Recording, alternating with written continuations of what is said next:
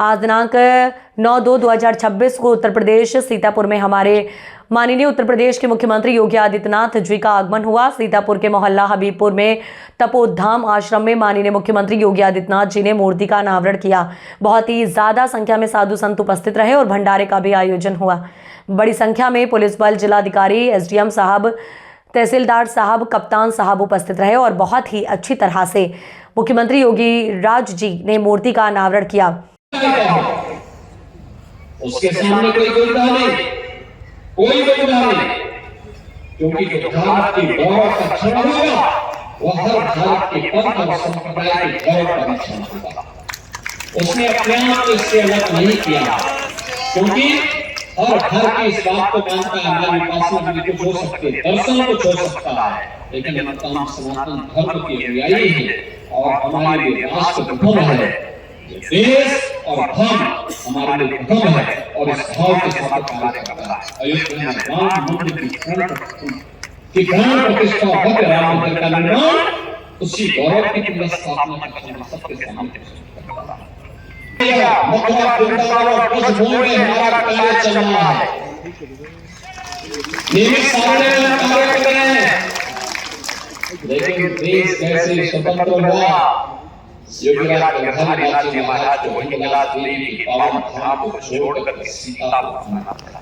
क्यों? तो देश कमजोर होगा, देश कमजोर होगा तो सनातन के सामने अस्तित्व का संकट खड़ा होगा।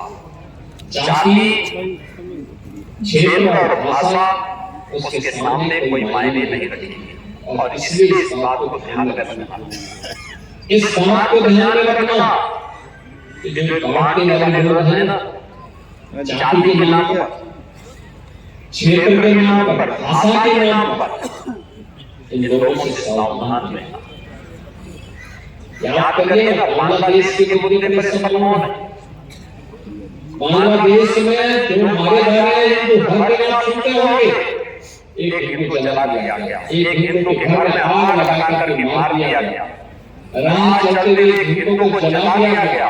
प्रतिदिन समाचार आ रहे हैं बांग्लादेश से। यहाँ पर बांटना चाहते हैं ना,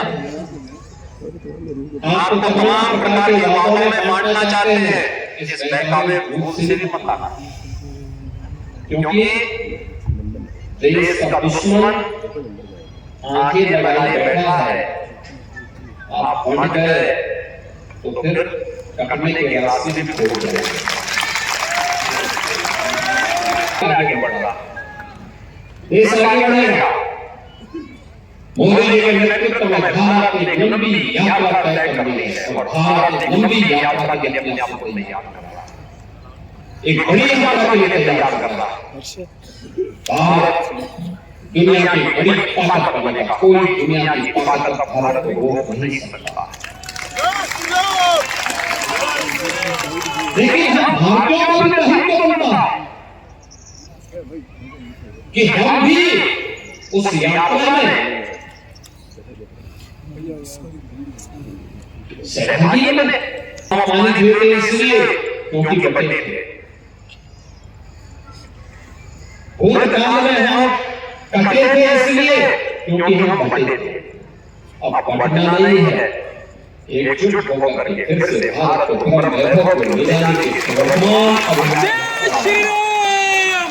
और योगीराज गंगाधर जी महाराज की जो गाथा है, योग साधना का तो है ही, उनकी व्यक्तिगत त्रासदी का नहीं है।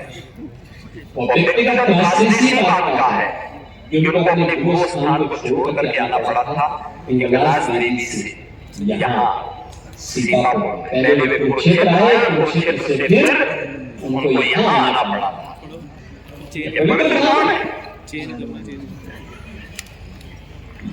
पाकिस्तान में क्या हालत होगी, पेशावर में, हिंगलाज देवी में क्या स्थितियां होंगी वहाँ, ये हम सबको सोचना पड़ेगा।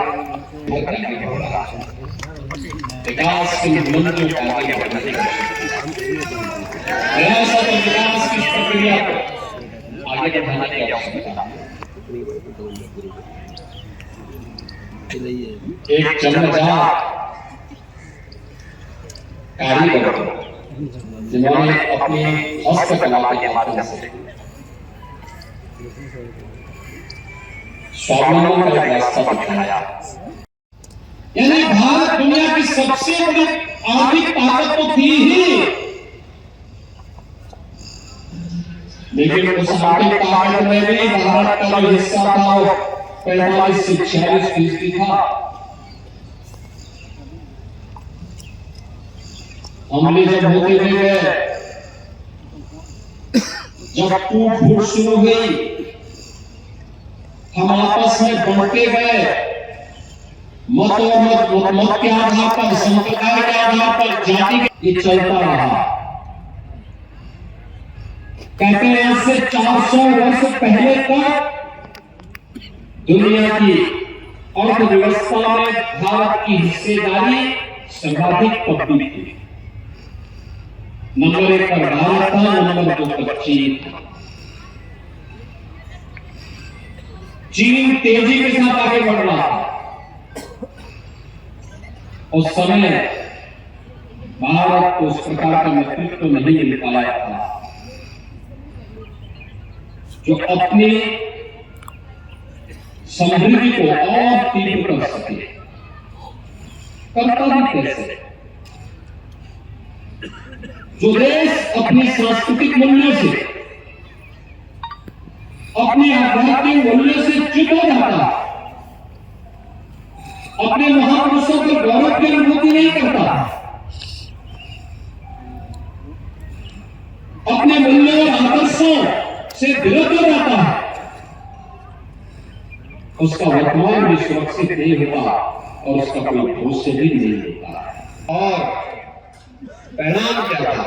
जब देश 1947 में आजाद होता तब दुनिया की अर्थव्यवस्था में भारत की हिस्सेदारी मात्र चल नहीं रहा, 40% से घटते मात्र 2000 वर्ष दोनों कैमरे बहुत डिस्टर्ब कर 2% पे सीमित रह गए। बार फंस जा रहे हैं। आपने पिछले 11 वर्षों में भारत की प्रगति को देखा। जब भारत को भारत के विकास की ऊंचाइयों पर पहुंचाने का कार्य होता है,